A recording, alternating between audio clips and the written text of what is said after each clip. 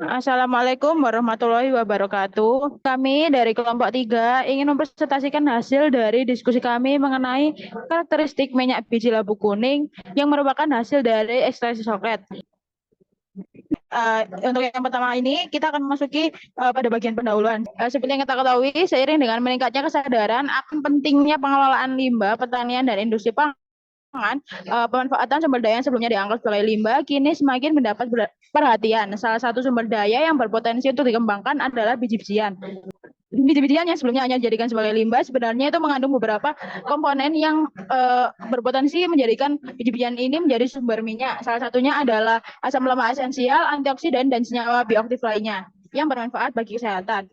Yang kedua ada metode ekstraksi. Seperti yang kita ketahui, ekstraksi merupakan proses pemisahan komponen tertentu dari campuran yang umum digunakan untuk memperoleh senyawa atau zat yang diinginkan dari bahan baku. Nah, kenapa kita memilih ekstraksi coklat ini? Karena yang pertama, ekstraksi coklat mampu mengekstraksi minyak dari bahan baku dengan kadar minyak yang rendah atau sulit diekstraksi secara mekanis.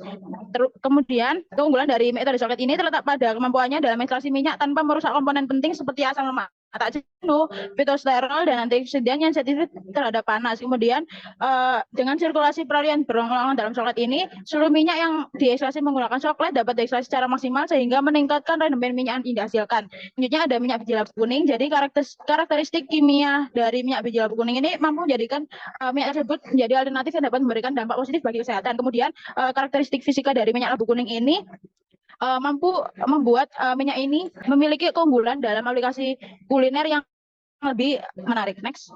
Nah, selanjutnya di sini ada minyak biji labu kuning atau MBLK. Seperti yang sudah disebutkan tadi di awal, bahwa biji labu kuning ini dapat diekstraksi mulai dari berbagai jenis asam lemaknya seperti linoleat, oleat, stear, dan lain-lain dengan beberapa metode seperti pengepresan dan juga dengan pelarut.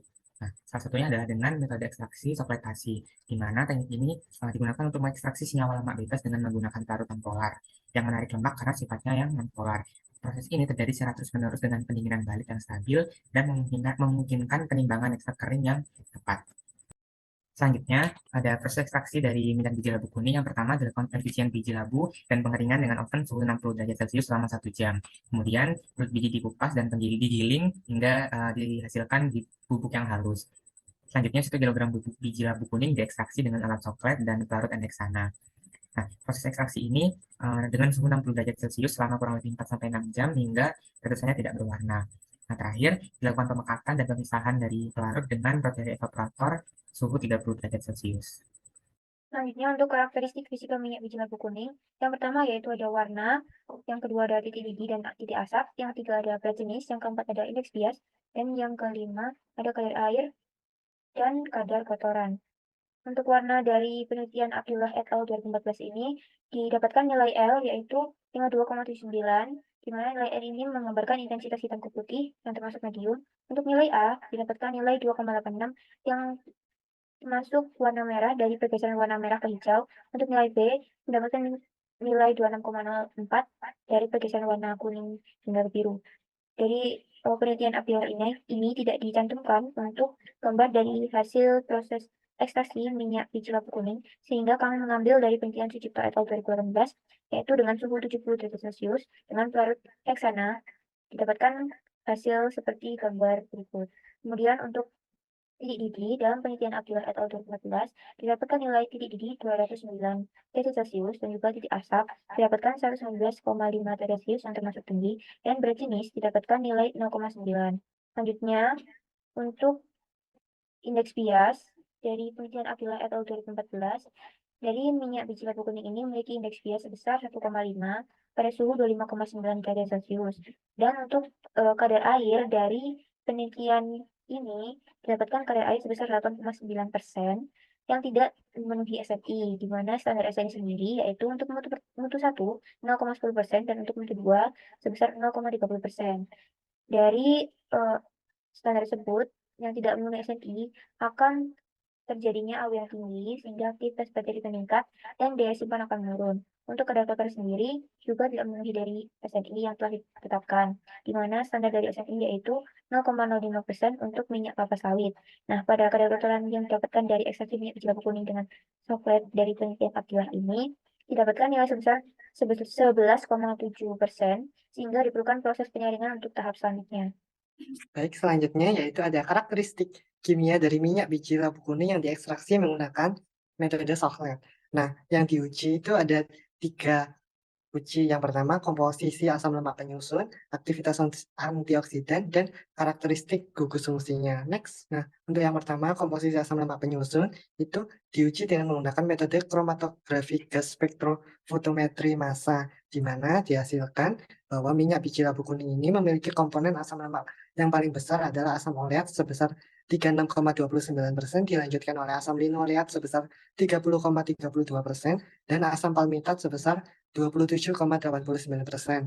Selain ketiga komponen asam lemak tersebut, masih ada komponen lainnya seperti asam laurat, miristat, stearat, linolenat, dan asam arachidrat. Nah, menurut penelitian dari Abdillah pada tahun 2014, itu terbukti bahwa kandungan asam oleat dan linoleat yang tinggi sebagai asam lemak yang tidak jenuh itu dapat menjadikan minyak biji labu kuning sebagai alternatif minyak sehat yang tinggi akan antioksidan. Oleh karena itu, minyak biji labu kuning ini berpotensi untuk menjadi bahan pangan yang menyehatkan untuk pertumbuhan dan perkembangan anak, serta menghambat peningkatan kadar kolesterol LDL dalam tubuh sebagai pemicu resiko atherosclerosis. Nah, untuk aktivitas antioksidan dari minyak biji labu kuning itu sendiri, ia memiliki nilai IC50 yang dapat menghambat radikal bebas dari DPPH sebesar 16,90 plus minus 0,28 mg per liter. Nah, untuk pembandingnya, vitamin C sendiri itu memiliki nilai IC50 sebesar 5,11 mg per liter, sehingga terlihat bahwa aktivitas antioksidan vitamin C ini jauh lebih baik jika dibandingkan dengan minyak biji labu kuning. Namun meskipun demikian, minyak biji labu kuning ini memiliki aktivitas yang tergolong masih baik. Nah, aktivitas antioksidan yang dimiliki oleh minyak biji labu kuning ini dapat meredam radikal bebas DPPH meskipun nilainya cukup rendah. Hal itu dikarenakan karena aktivitas antioksidannya itu diperkuat oleh adanya polifenolat serta berbagai kandungan asam lemak tak jenuh lainnya dalam minyak biji labu kuning tersebut.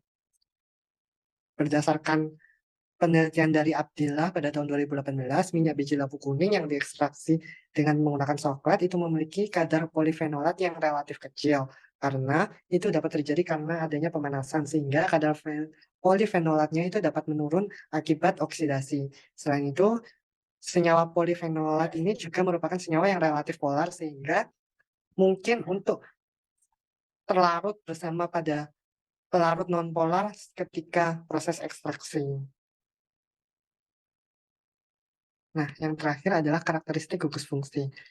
Berdasarkan hasil uji dengan menggunakan spektrum inframerah gugus fungsi, minyak biji labu kuning itu dapat dilihat bahwa karakteristiknya itu mempunyai gugus fungsi etilenik renggang pada 3007 cm pangkat -1 dan gugus CO karbonil ester regang asimetrik pada 1745 sampai 1659 cm pangkat -1, serta gugus COC ester regang asimetrik pada 1235 sampai 1105 cm pangkat -1.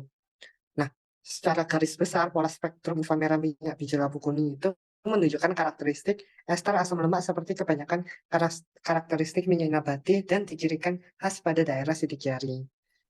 Nah, untuk kesimpulannya dari presentasi kami hari ini yaitu parameter fisika yang mempengaruhi kualitas minyak biji labu kuning diantaranya warna, titik asap dan titik didih, kemudian berat jenis, indeks bias, serta kadar air dan kotoran. Sementara parameter kimianya yaitu komposisi asam lemak, aktivitas antioksidan, dan juga karakteristik dari gugus fungsi minyak.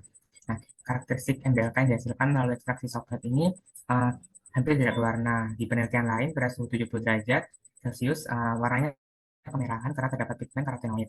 Hasil uji titik asap dan titik didih lumayan tinggi dengan berat jenis 0,09.